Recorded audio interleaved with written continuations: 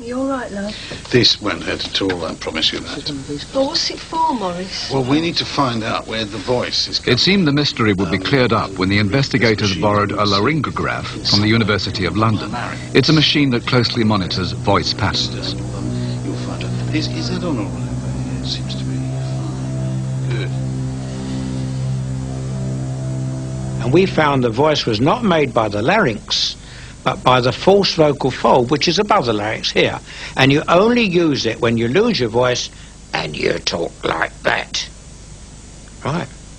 Janet used to produce this voice for up to 3 hours at a time without even any distress whatsoever. Well, you do that for a couple of minutes and you're in dead trouble with your throat.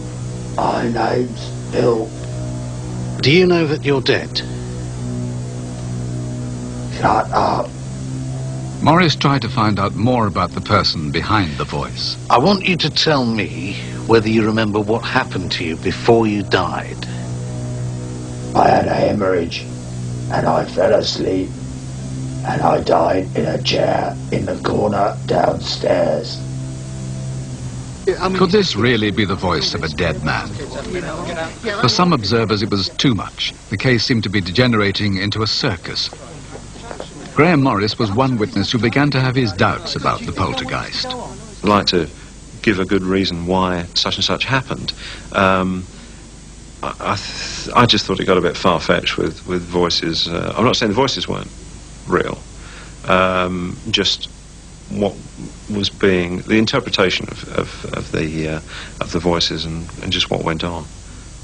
Morris Gross himself came under suspicion, accused by some colleagues of keeping the phenomena going at the family's expense. Here we were producing evidence for a fantastic case, and at the same time we were able to help the family.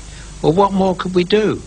Do you know what? One time somebody came along who said, leave the family alone, go away. Everything will be all right. We did it. We went away for 2 days and all hell was let loose. And she was delighted to see us come back again. So what else could we do? Well, he helped us extremely well. And without his help, I don't think any of us would be here now properly. Not living there, maybe not in that house, maybe not having the life they're having now, maybe not even thinking right. Morris Gross was accused of inciting the children, but he wasn't even there when David Robertson challenged the ghost. Okay. Show us what you can do. Margaret, are you all right? What's going on in there?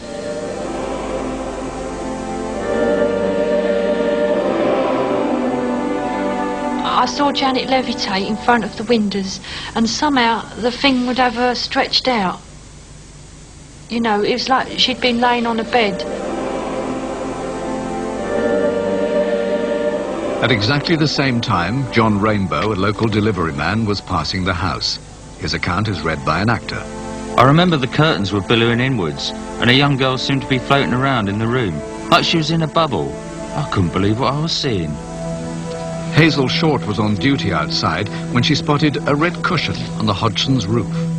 My attention was taken to the top window, and I saw Janet floating or levitating up and down, just going up and down in front of the window, flat on her back.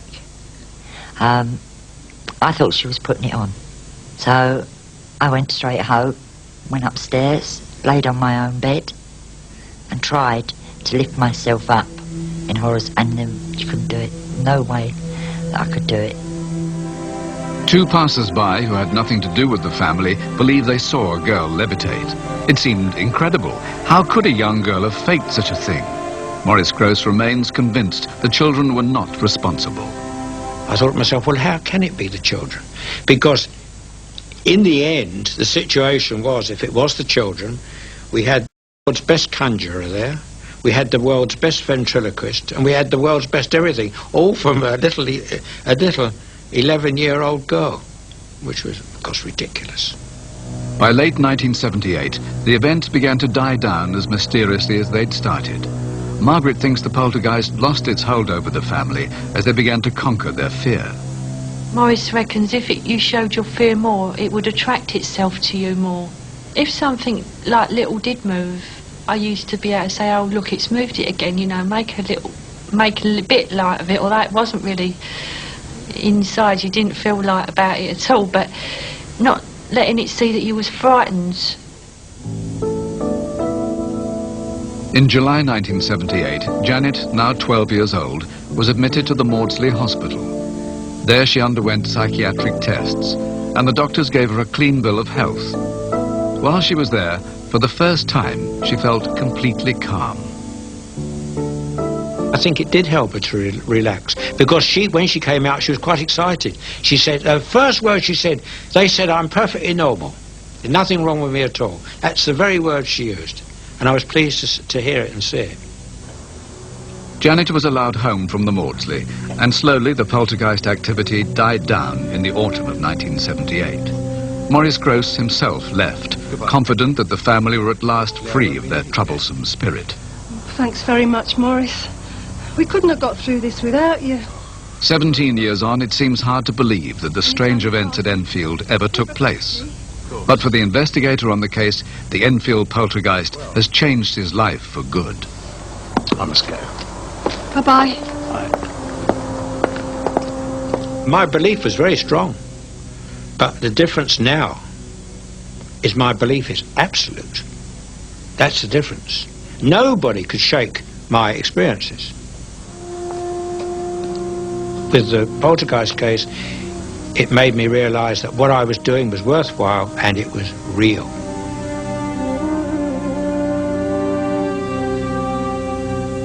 After the activity died away, Maurice Gross was left with his recordings and an unanswered question. The mysterious voice had clearly said that he, Bill, had died in the house, but Maurice had never been able to confirm this. And then 3 years later, this letter arrived. A man wrote in to say that his uncle had died in the house, well before the Hodgsons moved in. We've traced his death certificate, and it's true, he did die in the house. His name was Wilkins, William Wilkins. But of course, everyone would have known him as Bill.